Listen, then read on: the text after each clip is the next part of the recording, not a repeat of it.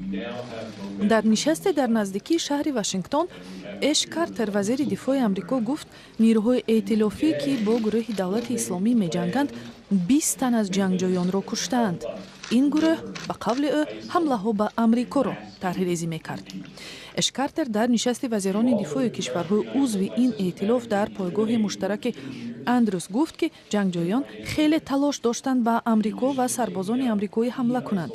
ба гуфтаи вазири дифои Амрико, ҳадаф аз нишаст таҳияи нақша барои озод кардани ду шаҳри умдаи Ироқ аз дасти гурӯҳи давлати исломӣ аст. мо имрӯз нақшаи оянда дар амалиётро баррасӣ ва сари он тавофуқ кардем. албатта ҳоло онро ошкор намекунем, вале мо возеҳ кардем, ки ин нақша бо суқути гурӯҳи давлати исломӣ дар Мосул ва Раққа анҷом меёбад.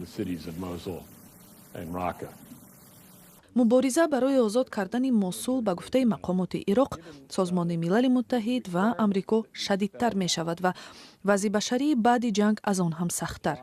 айни замон барномаҳо барои ирсоли кӯмакҳои фаврии башарӣ ва барқарории хадамоти асосӣ ва таъмини амният барои сокинони шаҳр ва ҳам 2 миллиону 400 ҳазор мардуми беҷошуда ниҳоӣ мешавад.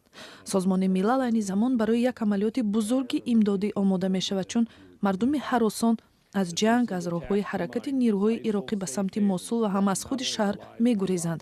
вобаста ба миқёси харобӣ дар шаҳр, ин мардум аз 3 то 12 моҳ ба сарпаноҳ, обу ғизо ва васоили беҳдоштӣ муҳтоҷ хоҳанд буд.